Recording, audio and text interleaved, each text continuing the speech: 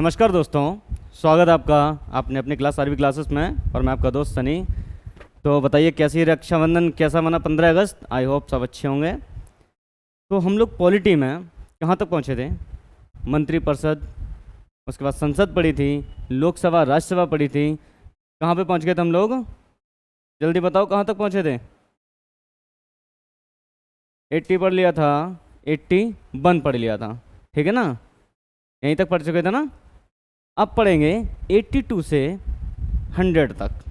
आप जानेंगे उसके बीच में क्या। देखिए मतलब वहाँ से क्वेश्चन बहुत कम आते हैं, लेकिन हर चीज़ को शेड्यूल में जानना ज़रूरी है, ठीक है। चलिए शुरू करते हैं। तो चलिए तो देखिए आर्टिकल 82 क्या बोलता है। प्रत्येक जनगणना, मतलब हर 10 साल बाद जनगणना होती है और कब से चल रही है? प्रत्येक जनगणना के पश्चात पुनः समायोजन। पुनः समायोजन का मतलब ये है कि जब जनगणना होती है तो लोकसभा में स्थानों का आवंटन होता है।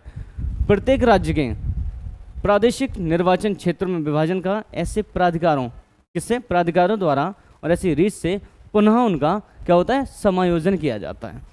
देखिए जनगणना इसलिए होती है कि अपनी जनसंख्या कितनी बढ़ी है, कितनी घटी है। और आपको पता है लोकसभा में जितने भी अपने मेंबर होते हैं, एमपी एमएलए होते हैं, सभी को सीट किस हिसाब से दी जाती हैं? जनसंख्या के आधार पे, ठीक है ना। अब जैसे कि बहुत से ज़िले होते हैं, वहाँ पे एक विधायक होता है, एक सांसद होता है। ऐसे बहुत से बड़े स्टेट हैं, बहुत से बड़े ज़िले हैं जहाँ पे 2-2 सांसद हैं, 2-2 विधायक भी हैं, ठीक है ना। तो जनसंख्या के आधार पर उनकी सीटें में आवंटन होती हैं, ठीक है। अब आर्टिकल 83 क्या बोलता है? संसद के दोनों सदनों की अवधि का मतलब है उनका कार्यकाल। क्या है? कार्यकाल तो सीधा मतलब है। देखिए जैसे कि लोकसभा कभी भी भंग हो सकती है, लेकिन उसका जो कार्यकाल कितने वर्ष होता है? 5 वर्ष। कितने वर्ष होता है? 5 वर्ष। अब बात कीजिए राज्यसभा की। देखो राज्यसभा कभी भंग नहीं हो सकती, लेकिन हाँ 2/3 लोग 2 साल के लिए छुट्टी ले लेते हैं। कितने? 2 वर्ष के लिए। और इनका कार्यकाल कितने वर्ष होता है? 6 वर्ष का। राज्यसभा के जो मेंबर होते हैं उनका जो कार्यकाल 6 वर्ष होता है, ठीक है ना। इन्हें जब सेलेक्ट करते हैं तो इनकी मिनिमम एज कितनी होनी चाहिए? मिनिमम एज होनी चाहिए 25 और इनकी 30 होनी चाहिए। जब आप 30 साल की उम्र पूरी कर चुके होते हैं राज्यसभा के, तब सदस्य बनते हैं। और 25 साल की उम्र में आप लोकसभा के सदस्य चुनने के योग्य हो जाते हैं, ठीक है ना। चलिए अब आते हैं 84 पे।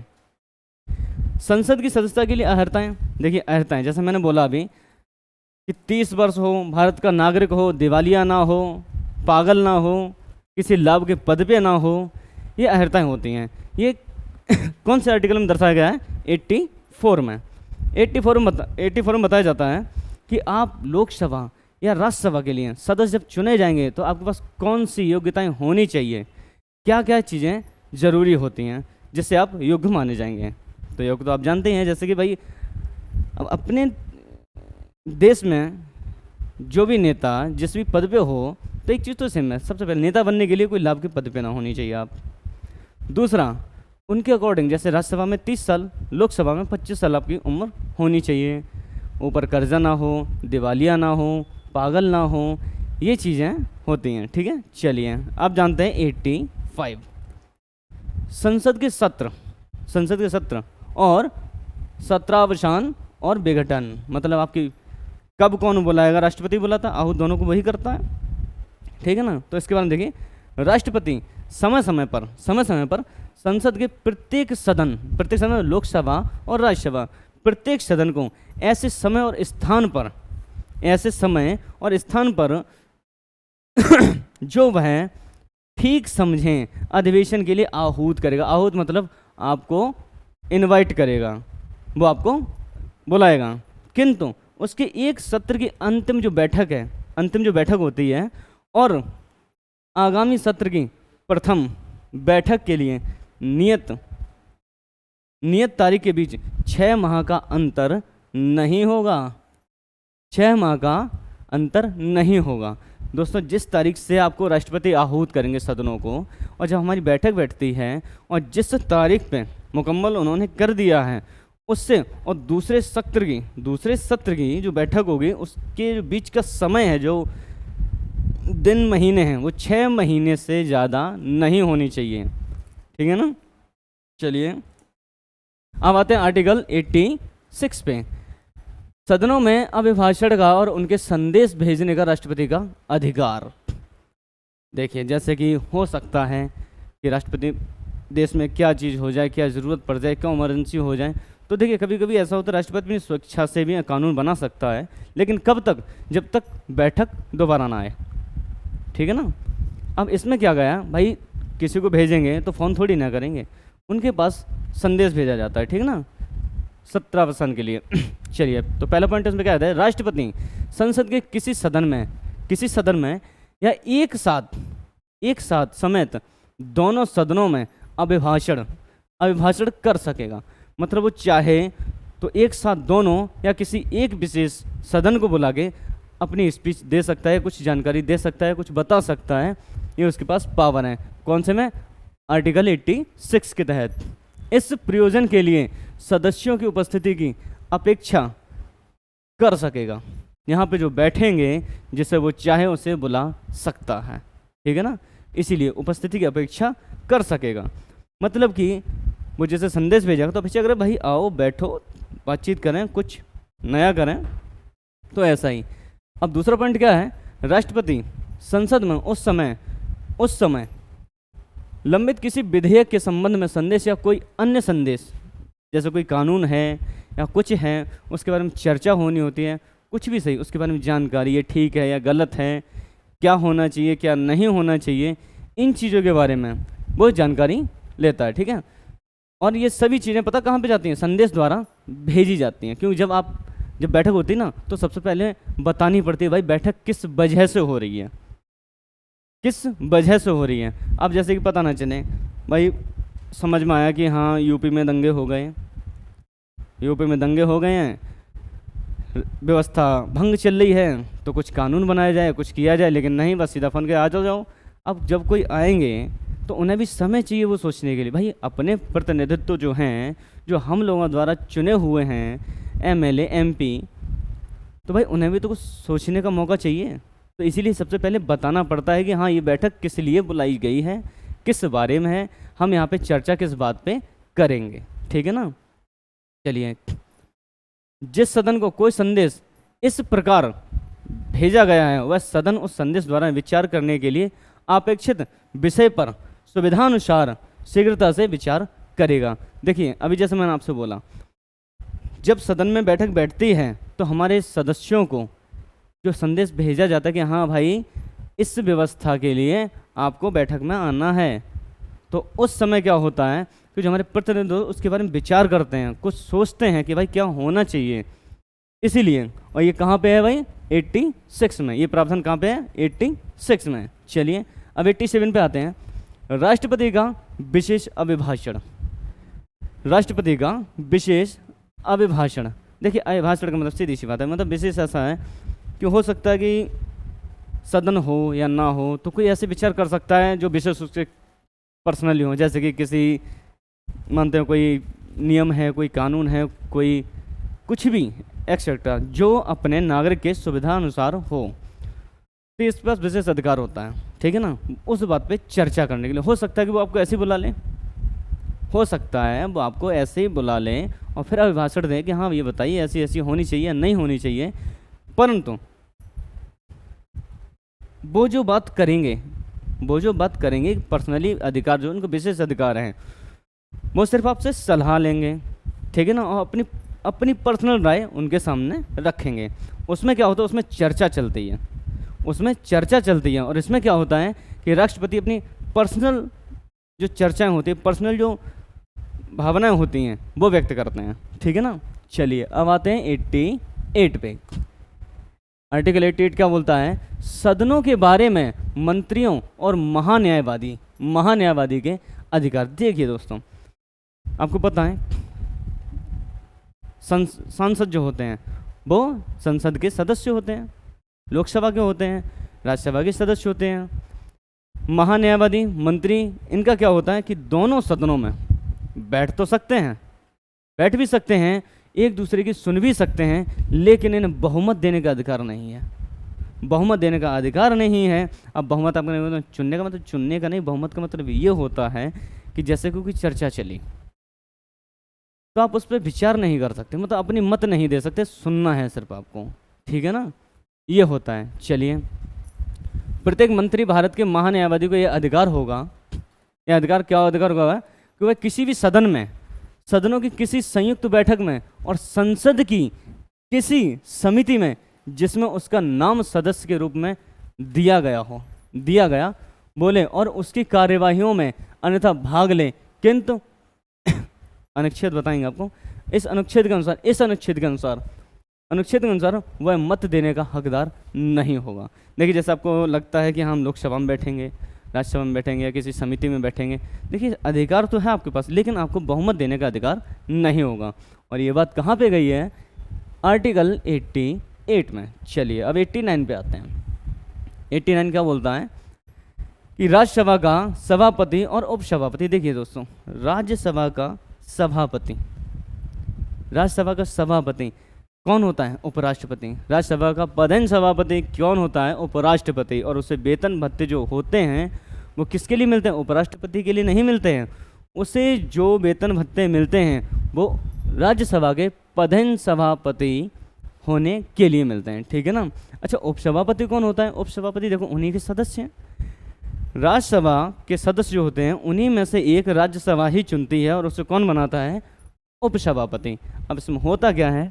उपसभापति जरूरी क्यों हो सकता है कि राष्ट्रपति कहीं दौरे पे गए हों या छुट्टी पे हों, तो भाई राष्ट्रपति का कार्यभार कौन संभालेगा? उपराष्ट्रपति। और जब उपराष्ट्रपति वहाँ पे जाएगा तो भाई राज्यसभा का जो पदेन सभापति जो चुने गए हैं, भाई उपराष्ट्रपति जो होते हैं, उनकी बैठक कौन करेगा? उन्हें संबोधित कौन करेगा? तो इसके लिए कौन होते हैं? उपसभापति, ठीक है ना। चलिए, भारत का उपराष्ट्रपति राज्यसभा का पदेन सभापति होगा, आपको पता है पहले ही से। राज्यसभा यथाशक्ति शीघ्र अपने किसी सदस्य को अपना उपसभापति चुनेगी, यह भी बात सही। भाई उपसभापति होते कौन? उन्हीं के सदस्य होते, वही चुनते हैं, ठीक है। और जब उपसभापति का पद रिक्त होता है तब राज्यसभा किसी अन्य सदस्य को अपना उपसभापति चुनेगी। तो दोस्तों याद रखना कि उपसभापति, जो उपसभापति होते हैं, जैसे उन्हीं के द्वारा चुने जाते हैं। कभी कभी उनका पद रिक्त खाली होता है, मतलब पद पे होता ही नहीं है, तो तत्काल में वो एक नया मनोनीत या चयन कर लेते हैं उनका, ठीक है। चलिए अब आते हैं भाई आर्टिकल 90 पे। देखिए, उपसभापति का पद रिक्त होना, उपसभापति का पद रिक्त होना, पद रिक्त तो सीधी सी बात है भाई, उनका पद रिक्त हो गया है, या फिर उनका त्याग पत्र देना, या पद से हटाए जाते हैं, या पद से हटा दिए हुए। तो इसकी चर्चा किसमें की गई है? आर्टिकल 90 में। देखिए, राज्यसभा के जो उपसभापति के रूप में पद धारण करने वाला सदस्य कौन होता है? देखिए पहला पॉइंट, यदि राज्यसभा का सदस्य नहीं रहता है तो अपना पद रिक्त कर देगा। अगर वो किसका? राज्यसभा का सदस्य नहीं रहता है तो उसे पद अपना खाली करना पड़ेगा, उसे पद रिक्त करना पड़ेगा। क्योंकि देखो जो भी होते उन्हीं के सदस्य के, भाई उन्हीं के घर के होते हैं। अब जब तुम उस घर के ही नहीं बचे तो अपने मुखिया बनाए क्यों वो? इसीलिए आपको पद रिक्त भी करना पड़ता है। किसी भी समय सभापति को संबोधित अपने हस्ताक्षर सहित लेख द्वारा अपना पद त्याग सकेगा। जैसे कि सभापति हैं, त्याग पत्र दें तो उन्हें लिखित देना पड़ेगा, उसके बाद वो अपना पद त्याग सकते हैं, ठीक है। तीसरा पॉइंट क्या कहता है? राज्यसभा के तत्कालीन समस्त सदस्यों के बहुमत से पारित संकल्प द्वारा अपने पद से हटाया जा सकेगा। भाई उनके घर के हो, अगर तुम नहीं पसंद आ रहे हो तो क्या करेंगे वो? समस्त जो सदस्य हैं आपकी वोटिंग की जाएगी, भाई कौन इन्हें हटाने के उसमें है, कौन रखने के सपोर्ट में है। तो वो सपोर्ट देखने के बाद अगर आपके बहुमत ज़्यादा पाएगा हटाने के लिए तो आपको पद से हटाया जा सकता है, ठीक है। चलिए अब बात करते हैं 91 पे। देखिए आर्टिकल 91 क्या कहता है? सभापति के पद के कर्तव्यों का पालन करने का, सभापति के रूप में कार्य करने की उपसभापति या अन्य व्यक्ति की शक्ति। अब उपसभापति और सभापति भाई उनके जो कार्य करने की जो शक्ति है, जो पावर है, वो आर्टिकल कौन से में है? 91 में। 91 में, ठीक है। 92 क्या बोलता है भाई? जब सभापति या उपसभापति को पद से हटाने का कोई संकल्प विचाराधीन है तब उसका पीठासीन नहीं होगा। जैसे कि अब मैं आपको बताऊं, उपराष्ट्रपति है, उपराष्ट्रपति भी अगर हटाने का विचार है तो उस समय वो सभा को संबोधित नहीं करेगा।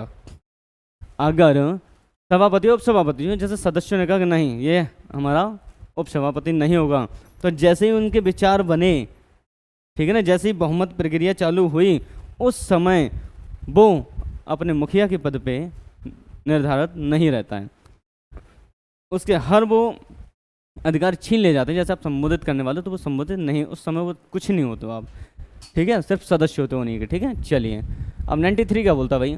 लोकसभा का अध्यक्ष और उपाध्यक्ष। अब लोकसभा का अध्यक्ष बोलें या फिर हम कहें उसका मेन मुखिया तो प्रधानमंत्री होता है लोकसभा का, ठीक है, उसके उपाध्यक्ष भी, ठीक है। लोकसभा यथाशक्ति शीघ्र अपने 2 सदस्यों का अपना अध्यक्ष और उपाध्यक्ष चुनेगी, एक अध्यक्ष और एक उपाध्यक्ष। जब जब अध्यक्ष या उपाध्यक्ष का पद रिक्त होता है तब तक लोकसभा किसी अन्य सदस्य को अध्यक्ष या उपाध्यक्ष चुन लेगी। जैसे उनका पद रिक्त है, छुट्टी पे गए हैं, हॉलीडे मना रहे हैं, उस समय क्या होता है भाई, उन्हीं के सदस्य दूसरा चुन लेते हैं, ठीक है। अब आते हैं आर्टिकल 94 पे। आर्टिकल 94, अध्यक्ष और उपाध्यक्ष का पद रिक्त होना, अध्यक्ष और उपाध्यक्ष का पद रिक्त होना। अब वही बात है लोकसभा का, अब राज्यसभा का नहीं, लोकसभा का पद त्याग और पद से हटाया जाना। इसकी बात चर्चा कहाँ पे दी गई है आपको? 94 में। देखिए लोकसभा का हो सकता है आपको हटाया जा रहा हो, सेम प्रोसेस है, अध्यक्ष हो गए चाहे उपाध्यक्ष, चाहे लोकसभा चाहे राज्यसभा, जैसे ही आपके विचार बनते हैं, जैसे ही आपकी कमेटी बनती है हटाने की, उस समय आपके सारे अधिकार वो राइट्स छीन लिए जाते हैं। जैसे कि आप वहाँ पे संबोधित कर रहे हो, नहीं करने देंगे, उस समय आप कुछ नहीं, एक नॉर्मल रहोगे जैसे सब लोग हैं, ठीक है ना। चलिए 95 क्या कहता है? अध्यक्ष के पद के कर्तव्यों को पालन करने या अध्यक्ष के रूप में कार्य करने की उपाध्यक्ष अन्य व्यक्ति की शक्ति, वही पावर वही राइट्स। उसकी चर्चा कहाँ मिलती है? 95 में। किसके? लोकसभा की, ठीक है ना, राज्यसभा नहीं, लोकसभा। चलिए 96 क्या है? जब अध्यक्ष या उपाध्यक्ष को पद से हटाने का कोई संकल्प विचाराधीन है तब वो क्या? पीठासीन नहीं होगा। जैसे मैंने आपको बता दिया, उसके भी राइट छीने जाते हैं। तो लोकसभा में 96, ठीक ना, वो राज्यसभा थी, ये लोकसभा है। चलिए 97 क्या है? सभापति और उपसभापति तथा अध्यक्ष और उपाध्यक्ष। देखना, सभापति और उपसभापति, अध्यक्ष और उपाध्यक्ष के वेतन और भत्ते। इनके वेतन भत्ते किस आर्टिकल में दिए हैं? इनकी चर्चा कहाँ पे मिलती है? 97 में, कि भाई कितने दिए जाएं, कितने ना दिए जाएं। देखिए इन लोगों का जो वेतन वगैरह होता है वो संसद तय करती है, वो संसद तय करती है कि हाँ इन्हें वेतन कितना देना चाहिए। वो कौन तय करती है? संसद तय करती है, ठीक है ना। अब आर्टिकल 98, संसद का सचिवालय। देखिए सचिवालय आपने सुना तो होगा, सचिवालय में क्या काम होता है? संसद के ही काम होते हैं, शासन प्रशासनिक ऐसे काम जो हैं उनके सचिवालय होते हैं। उस सचिवालय आप पढ़ाएंगे, अगर सचिवालय आपको इंटरेस्ट है जानने में तो कमेंट में बता देना। अगर आपको सचिवालय की जानकारी पूरी चाहिए तो आपकी पूरी एक वीडियो जो भी बनेगी 15 से 20 मिनट 25 मिनट की सचिवालय की पूरी जानकारी उसी में दूंगा, ठीक है। तो जो सचिवालय होते हैं किसके अंडर में होती हैं? संसद के, ठीक है ना। चलिए अब आते हैं 99 पे, सदस्यों द्वारा शपथ या प्रतिज्ञान।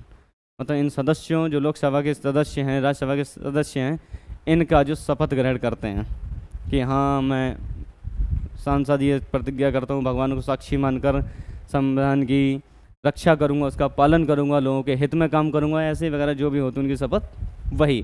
तो उसकी चर्चा कहाँ पे है? 99 में। अब बात करते हैं 100 आर्टिकल 100 की। 100 में क्या है? सदनों में मतदान। सदनों में मतदान मतलब दोनों सदन की बात चली यहाँ पे, लोकसभा और राज्यसभा दोनों सदन की। सदनों में मतदान, रिक्तियों के होते हुए भी सदनों की कार्य करने की शक्ति और गढ़पूर्ति। देखिए दोस्तों, गढ़पूर्ति क्या होता है? जैसे कि बैठक बैठी है, तो याद रखना वो तब तक नहीं हो सकती जब तक कि उनकी गढ़ पूर्ति पूरी ना हो जाए। और एक कोरम के लिए कितने सदस्य चाहिए? 1/10। अगर सीधी सी बात करें तो कितने? 55 अगर सदस्य हो जाएं, तो 55 सदस्य अगर हो जाएं तो हम कोरम बिठा सकते हैं। गढ़ पूर्ति का सीधा मतलब यही होता है। अब पता चले बुलाए हैं गढ़ पूर्ति के लिए, भाई बहुत से लोग ऐसे हैं नेताजी अभी नहीं बिजी हैं, भाई लोगों में काम कर रहे हैं, लोगों के बीच में बिजी हैं। तो इस समय क्या होता है कि जब तक गढ़ पूर्ति पूरी ना हो जाए, जब तक गढ़ पूर्ति पूरी ना हो जाए तब तक बैठक नहीं बैठती, वो फिर आगे बढ़ा दी जाती है। ठीक है ना दोस्तों? अब कल मिलते हैं एक नए सब्जेक्ट के साथ, इसी के साथ कल पढ़ेंगे आगे के। देखिए अभी भाग 5 ही चल रहा है, भाग 5 में 151 तक हैं। ठीक है ना? 151, बहुत से लोग मैंने देखे हैं कि 151 एक दिन में ही ख़त्म, मतलब कि 52 उन्होंने 52 उठाया वहाँ से, और बस 52 से सीधे 151 एक ही घंटे में ख़त्म। यार ख़त्म करने में सब हो जाता है, एक एक लाइन के आर्टिकल हैं, बस बताते जाओ चलते जाओ, बताते जाओ चलते जाओ, लेकिन कुछ मज़ा तब आएगा ना आर्टिकल में है क्या, किस विषय में है, उसकी थोड़ी चर्चा भी होनी चाहिए। ठीक है ना दोस्तों? तो क्लास कैसी लगी बताना, अच्छी लगी तो लाइक करना, शेयर करना और सब्सक्राइब तो भाई ज़रूर करना। आप वीडियो देखे चले जाते हो लेकिन सब्सक्राइब नहीं करते, ठीक है ना? कर दिया करो। मिलते हैं, जय हिंद।